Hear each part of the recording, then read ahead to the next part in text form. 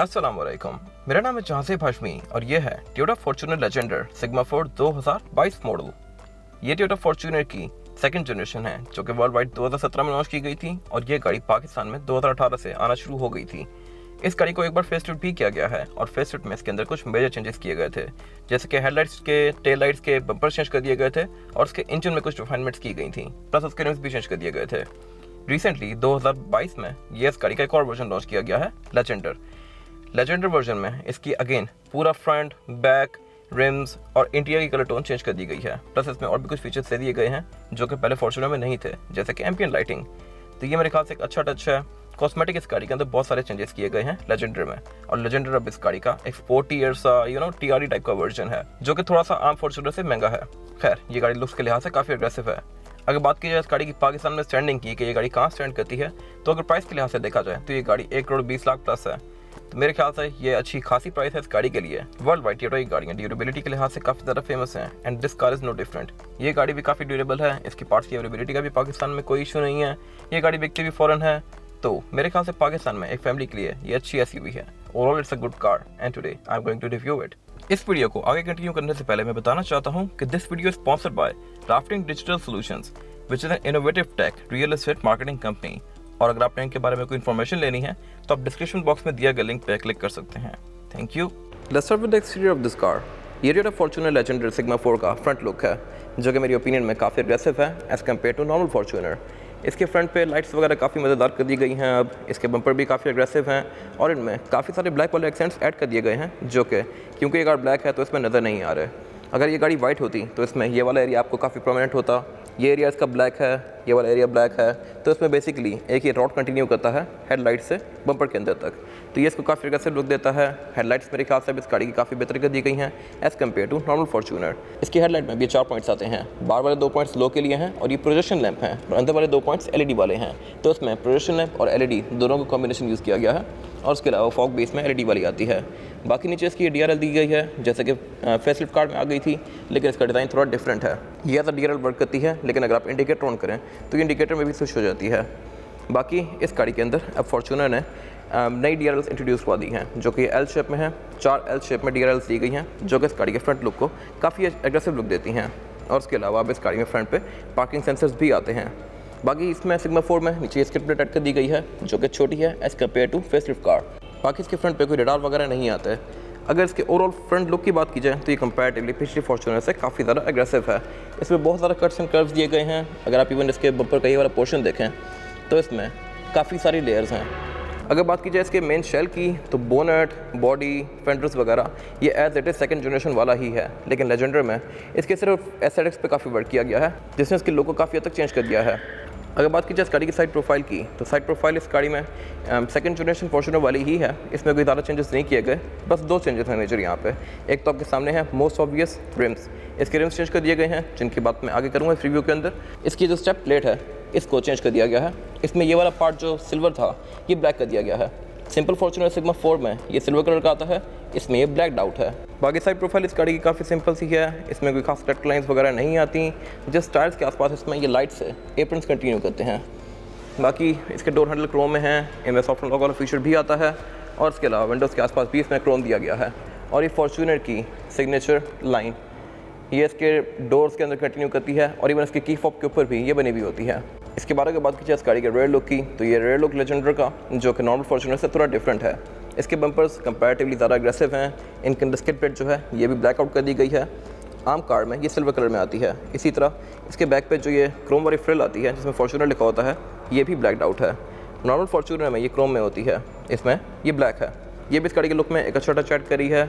और इसके tail lights के अंदर भी एक ये ब्लैक कलर की स्ट्राइप कंटिन्यू करती है जो कि नॉर्मल फॉर्च्यूनर में भी होती है, इसमें भी है, लेकिन इसके लुक के साथ ज़्यादा अच्छा ब्लेंड कर रही है। बाकी इसके बम्पर में ये रिफ्लेक्टर दे दिए गए हैं और इसमें रेयर पार्किंग सेंसर्स भी आते हैं।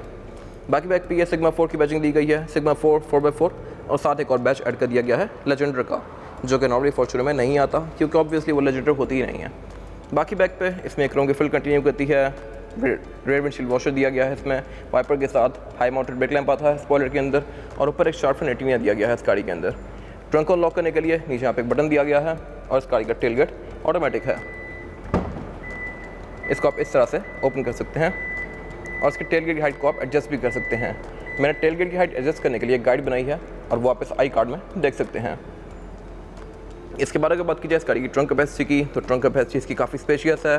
बैक पे इस कार में थर्ड रो सीट्स भी आती हैं जो कि ये भी फोल्ड हुई हैं। इनको अगर आप फोल्ड कर दें तो इसकी ट्रंक कंपैरेटिवली पहले से ज़्यादा खुली हो जाती है। इनको अगर आप अनफोल्ड कर दें तो यहाँ पे मुश्किल से एक ही बड़ा बैग आता है। इस गाड़ी में सीट्स ये साइड पे फोल्ड होती हैं, सिंकिंग नहीं है। प्राडो वगैरह में अब सीट सिंकिंग वाली आ रही हैं जो कि फ्लोर के अंदर ही फोल्ड होती हैं, लेकिन इस कार में आप फोल्ड करके इनको यूँ ऊपर उठा देते हैं और ये क्वार्टर ग्लास के सामने आ जाती हैं। तो ये वाली सीट्स बेसिकली 2004, 5, 6 में प्राडो में आती थी और फॉर्च्यूनर में ये अभी तक कंटिन्यू की गई हैं। खैर, इसका ट्रंक इनको फोल्ड करने के बाद काफ़ी ज़्यादा स्पेशियस हो जाता है। इसकी सेकंड रो सीट्स भी फोल्डेबल हैं, ये 60-40 के स्प्लिट के साथ हैं। इनको फोल्ड करके आप इस गाड़ी की ट्रंक कैपेसिटी को और भी ज़्यादा खुला बना सकते हैं। बाकी बैक पे यहाँ पे एक ये लाइट भी दी गई है जो कि येलो में है, लेकिन बाकी कैबिन लाइट्स इसकी LED में है। तो मेरे ख्याल से अगर ये भी LED में होती तो ज़्यादा बेहतर था। इसको आप यहाँ से हाथ से ऑन ऑफ कर सकते हैं। बाकी बैक पे सारी एमेनिटीज़ दी गई हैं थर्ड रो सीट के लिए भी, जैसे कि इसमें यहाँ पे एयर वेंट्स भी दिए गए हैं, साइड पे ये आर्मरेस्ट भी दिए गए हैं। इसमें यहाँ पे कप होल्डर्स भी आते हैं जिनके बारे में मैं आगे बात करूँगा अभी इस रिव्यू में। थर्ड रो सीट्स पे इसका फुटबार इतना सारा कोई खुला नहीं है और बाकी इस गाड़ी का 4x4 का मैकेनिज्म यहाँ पे आता है, तो ये वाली कोई लेट उठती नहीं है, ये फिक्स है। इसका जो स्पेयर व्हील है वो यहाँ पे आता है नीचे। टेलगेट सिग्मा 4 और 2.7 वाली कार में ये ऑटोमेटिक आता है, जबकि इस गाड़ी का जो बिल्कुल बेसिक वेरिएंट होता है उसमें ट्रंक हाथ से ओपन होती है। टेलगेट को बंद करने के लिए ये बटन दिया गया है जिसको आप दबाएंगे तो इसकी ट्रंक ऑटोमेटिकली क्लोज होगी लाइक दिस। और इसके बैक पे एक बैक कैमरा भी आता है। इसके बारे में बात कीजिए इस गाड़ी की टेल लाइट्स की, तो ये फॉर्च्यूनर के फेसलिफ्ट में चेंज कर दी गई थी। अब इनमें ये लावा LED लैंप्स आते हैं और ये बीच में सारा इंडिकेटर दिया गया है जो कि अब अगेन LED में है और ये जलते हुए काफ़ी अच्छा लगता है। रिवर्स के लिए इसमें ये हेलोजन लैंप दिया गया है जो कि LED होता तो मेरे ख्याल से अच्छी बात थी। बाकी इसकी लुक मेरे ख्याल में काफ़ी अच्छी है। इस पर ये ब्लैक कलर की स्ट्राइप्स आती हैं जो कि किसी और कलर में विजिबल होती हैं, इसमें इतनी विजिबल है नहीं, तो ये इस गाड़ी के साथ एक अच्छा ब्लेंड कर रही हैं। इसके बारे में बात की जाए इस गाड़ी के इंटीरियर की, तो ये फॉर्च्यूनर सिग्मा 4 लेजेंडर का इंटीरियर है जो कि कंपैरेटिवली सिंपल फॉर्च्यूनर से डिफरेंट है इस तरह से कि इसमें कलर टोन डिफरेंट फॉलो की गई है, ब्लैक और रेड का कॉम्बिनेशन। ये रेड मैरून सा कलर है जो कि पहले फॉर्च्यूनर में डिफरेंट था, येलो सा था। खैर, इसमें कुछ एस्थेटिक्स के भी डिफरेंस हैं, जैसे कि स्टीयरिंग के ऊपर जो ये फ्रिल है ये ग्लॉस ब्लैक में है, जबकि पहले फॉर्च्यूनर में ये मैट में आती थी। और मीटर भी इस गाड़ी का चेंज है। खैर, मैं इनके बारे में आगे बात करूँगा। अगर बात की जाए स्टीयरिंग व्हील की, तो ये 3 स्पोक है। लेफ्ट राइट स्पोक पर डिफरेंट कंट्रोल्स दिए गए हैं। लेफ्ट स्पोक जो कंट्रोल हैं ये मल्टीमीडिया के हैं और राइट स्पोक जो कंट्रोल्स हैं यहाँ से आप इस गाड़ी के MRI डिस्प्ले के बीच में नेविगेट कर सकते हैं। इसी तरह नीचे ये इस गाड़ी का क्रूज़ कंट्रोल दिया गया है। क्रूज़ भी इस गाड़ी में सिंपल आता है, ये अडॉप्टिव नहीं है। और उसके अलावा एयरबैग इस गाड़ी में टोटल 3 ही आते हैं। एक स्टीयरिंग व्हील में माउंटेड है, एक डैशबोर्ड में और एक ड्राइवर नी पे यहाँ पे। और उसके अलावा फॉर्च्यूनर में पेडल शिफ्टर्स भी आते हैं सिग्मा 4 में और लेजेंडर में भी दिए गए हैं ऑब्वियसली। इसी तरह अगर बात की जाए इस गाड़ी के स्टीयरिंग की, तो स्टीयरिंग के अंदर ये लेदर यूज़ किया गया है और इसमें ये रेड कलर की स्टिचिंग्स दी गई हैं जो कि इसको थोड़ी अच्छी लुक दे रही हैं। लेजेंडर में ये स्टिचिंग रेड कलर की हैं जो कि इंटीरियर को मैच करती हैं। इसका मीटर कंपैरेटिवली सिंपल फॉर्च्यूनर से थोड़ा डिफरेंट है। इसमें ब्लू वाला टच नहीं दिया गया जो कि सिंपल फॉर्च्यूनर में आता होता है, और प्री फेसलिफ्ट फॉर्च्यूनर में मीटर बहुत सारा क्रोम वाला था, इसमें क्रोम भी कम कर दिया गया है। अगर आप इसको ऑन करते हैं तो ये गाड़ी आपको लेजेंडर की ट्रांजिशन शो करती है, जबकि सिंपल फॉर्च्यूनर शो करवाती है ऑब्वियसली, इसमें लेजेंडर आती है। बाकी मीटर के अंदर एक कैमरा डिस्प्ले दिया गया है जो कि आपको बहुत सारी चीज़ें शो करवाता है, जैसे कि ट्रिप्स, एवरेज किलोमीटर पर लीटर, इस तरह की डिफरेंट चीज़ें। और फेसलिफ्ट में इसके अंदर एक चीज़ ऐड की गई थी, ये वाली टायर टर्निंग रेडियस, जो कि पहले फॉर्च्यूनर में नहीं आता था। इसके बारे में बात की जाए इस गाड़ी के डैशबोर्ड की, तो डैशबोर्ड की लुक मेरे ख्याल से नॉट बैड, ये किसी भी फॉर्च्यूनर जैसी ही है सेकंड जनरेशन की। लेकिन इसकी फील की बात की जाए तो ऊपर वाला एरिया जो है इसका ये चीप प्लास्टिक की फिनिश में है। इसी तरह डोर्स में भी इसका जो ऊपर वाला एरिया है ये सारा चीप प्लास्टिक में है। इसमें आर्मरेस्ट वाले एरिया पे लेदर यूज़ किया गया है, लेकिन अगर ऊपर भी किया जाता या इवन मटेरियल सॉफ्ट टच में होते तो अच्छी बात थी। इसके डैशबोर्ड में 4 ही एयर वेंट्स आते हैं। एयर वेंट्स इस गाड़ी में बहुत सारे आते हैं जिसके बारे में मैं आगे बात करूँगा। उससे नीचे इस गाड़ी का मल्टीमीडिया सिस्टम दिया गया है 9 इंचेस का, जो कि ठीक है, लेकिन कोई बहुत सारा फीचर रिच नहीं है। इसमें थोड़ा सा लैग भी है। और ये एंड्रॉयड पैनल है, इसमें आप अपनी ऐप्स वगैरह भी कर सकते हैं। इसमें एंड्रॉयड ऑटो और एप्पल कारप्ले दोनों आते हैं। उससे नीचे इस गाड़ी का क्लाइमेट कंट्रोल दिया गया है, और क्लाइमेट कंट्रोल भी इस गाड़ी में डुअल जोन है, इस तरह से कि इसमें ड्राइवर और पैसेंजर अपनी मर्जी के लिहाज से क्लाइमेट कंट्रोल को एडजस्ट कर सकते हैं। प्लस अब इसमें थर्ड जोन भी आती है जो कि सेकंड रो पैसेंजर्स की है। सेकंड जोन में एक और क्लाइमेट कंट्रोल दिया गया है जहाँ से सेकंड रो पैसेंजर्स अपनी मर्जी के लिहाज से क्लाइमेट कंट्रोल को एडजस्ट कर सकते हैं। बाकी इसकी लुक पहले वाली फॉर्च्यूनर जैसी ही है। इसमें ब्रेक का बटन अलग से दे दिया गया है, और उससे नीचे इस गाड़ी के 4x4 के कंट्रोल्स दिए गए हैं। इसमें 4x4 की सिलेक्शन जो है वो है H2, H4 और L4। साथ इस गाड़ी का DAC दिया गया है, डैक डाउन असिस्ट कंट्रोल, जो कि एक अच्छा फीचर है। अगर आप किसी पहाड़ी इलाके में हैं और आप एक्सट्रीम डाउनहिल जा रहे हैं तो आप इसको यूज़ करेंगे तो गाड़ी ऑटोमेटिक ब्रेकिंग करके गाड़ी को आराम से उतारेगी। आपको इस पर कंट्रोल करने की जरूरत नहीं पड़ेगी। उससे नीचे यहाँ पे स्टोरेज पॉकेट दी गई है, जहाँ पे मेरे ख्याल से वायरलेस चार्जर होना चाहिए था, लेकिन इस गाड़ी में नहीं दिया गया। और उससे पीछे ये इस गाड़ी के 2 कप होल्डर्स दिए गए हैं। इनकी फिनिश जो है ये चेंज कर दी गई है लेजेंडर में। प्री फेसलिफ्ट कार और फेसलिफ्ट में भी ये एरिया मैट में आता है, जबकि इस कार में ये ग्लॉस में दिया गया है। साथ ही इस गाड़ी का गियर लेवर, इस गाड़ी में जो गियर सिलेक्शन है वो है PRND, और स्पोर्ट्स में करके आप इस गाड़ी को मैनुअली भी चला सकते हैं पैडल शिफ्टर से। इसमें पैडल शिफ्टर्स भी आते हैं। गियर लेवर से पीछे यहाँ पे इस गाड़ी की हैंड ब्रेक दी गई है, जो कि ट्रेडिशनल है। इसमें स्टिचिंग दी गई है रेड कलर की, और ये लेदर की फिनिश में है। इसका कवर उतरता भी है, नीचे इसके जिप दी गई है।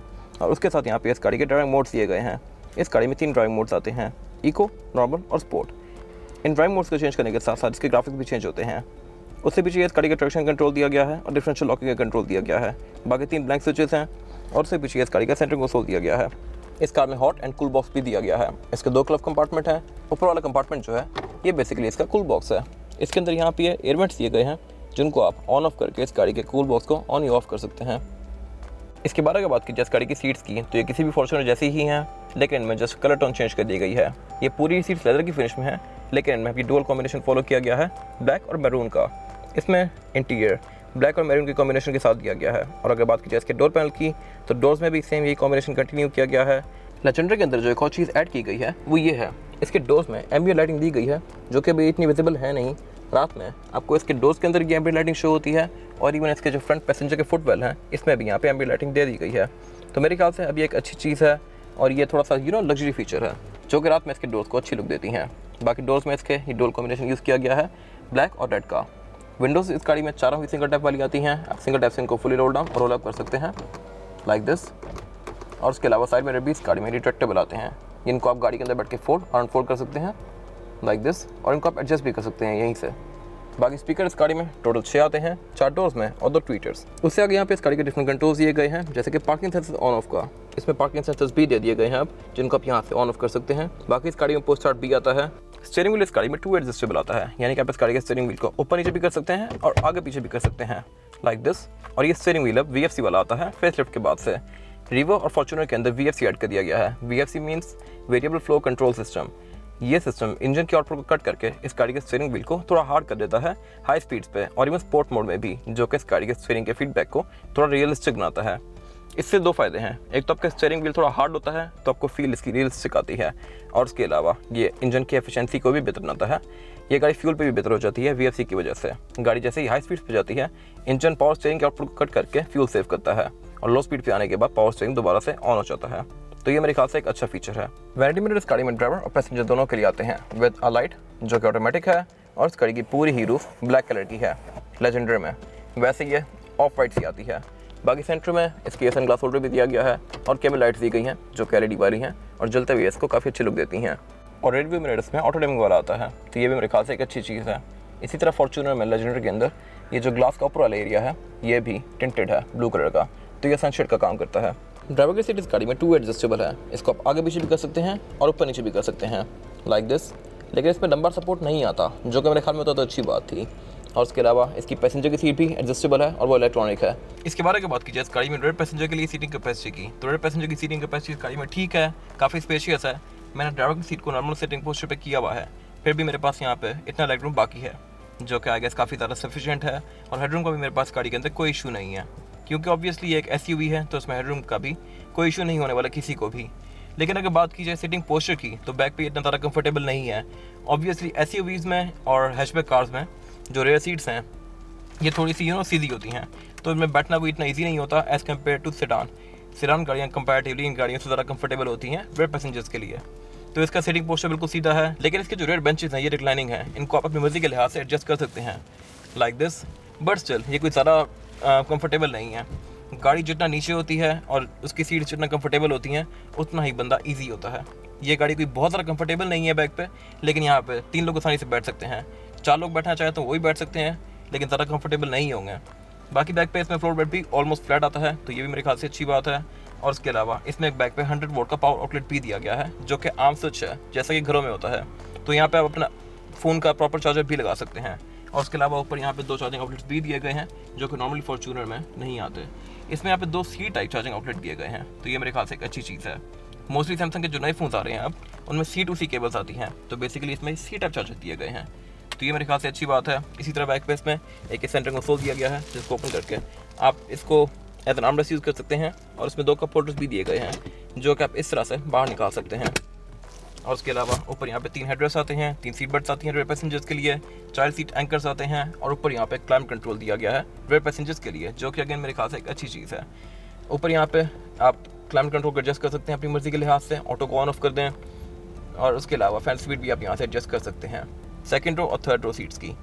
ऊपर यहाँ पे एयर वेंट्स दिए गए हैं, सेंटर केबल लाइट्स दी गई हैं जो कि LED में हैं और चलते हुए काफ़ी अच्छी लुक देती हैं। इसके अलावा बैक पे यहाँ पे कुछ खास है नहीं। थर्ड रो सीट्स मेंटेन होने के लिए यहाँ पे एक ये लैच दिया गया है जिसको आप दबाएंगे तो इस गाड़ी की सेकंड रो सीट्स फोल्ड हो जाती हैं और यहाँ पे एक ओपनिंग बन जाती है थर्ड रो में एंटर होने के लिए। और यहाँ से आप इस गाड़ी की थर्ड रो में एंटर हो सकते हैं लाइक दिस।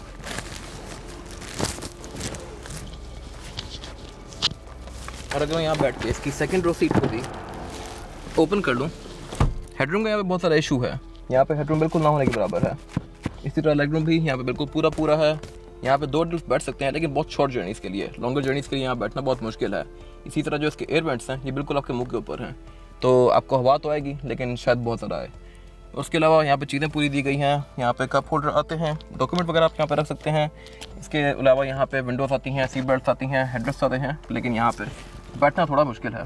इसमें एंट्री एग्जिट तो आसान है लेकिन यहाँ बैठना काफ़ी मुश्किल है। इसके बाद अगर बात की जाए इस गाड़ी के इंजन की, तो इंजन इस गाड़ी में 2 ऑफर होते हैं, 2.7 और 2.8। 2.7 लीटर इंजन जो होता है वो पेट्रोल होता है और 2.8 इंजन डीजल होता है।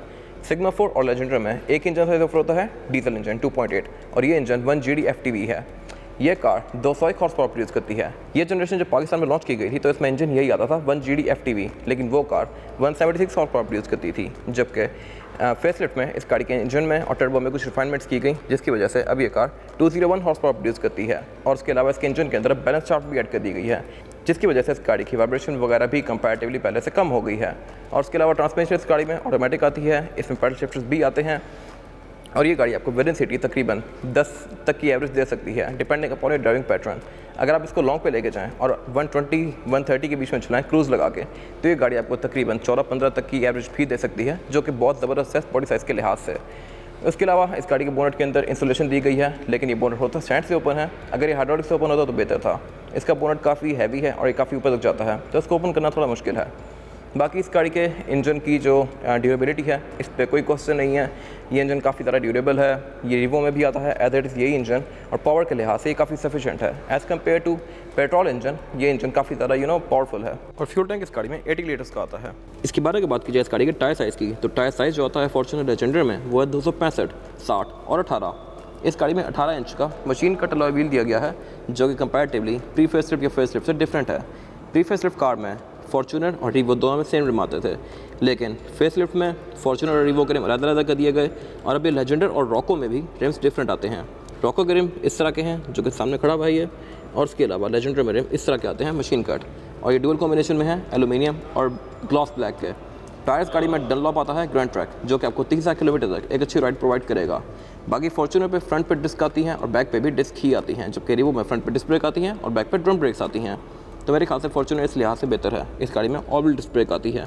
ये इस गाड़ी की फिजिकल की है। बैक पे फॉर्च्यूनर का लोगो और फ्रंट पे इसमें लॉक, अनलॉक, ट्रंक रिलीज और पैनिक बटन आता है, और ये की नॉर्मल फॉर्च्यूनर से डिफरेंट है। इसमें सिल्वर कलर फॉलो किया गया है सारा, और इसके बटन्स भी सिल्वर में हैं, जबकि सिंपल फॉर्च्यूनर में ये ब्लैक कलर के आते हैं, और इसकी फील भी मेरे ख्याल से अच्छी है। इस गाड़ी की प्राइस 1,21,35,000 रुपये है, और ये गाड़ी आपको तकरीबन अक्टूबर में मिलेगी जाके, अगर आप आज बुक करें तो। फिलहाल अप्रैल चल रहा है और इस गाड़ी की बुकिंग अक्टूबर तक की है। ये था आज का review Toyota Fortuner Legender 2022 model का।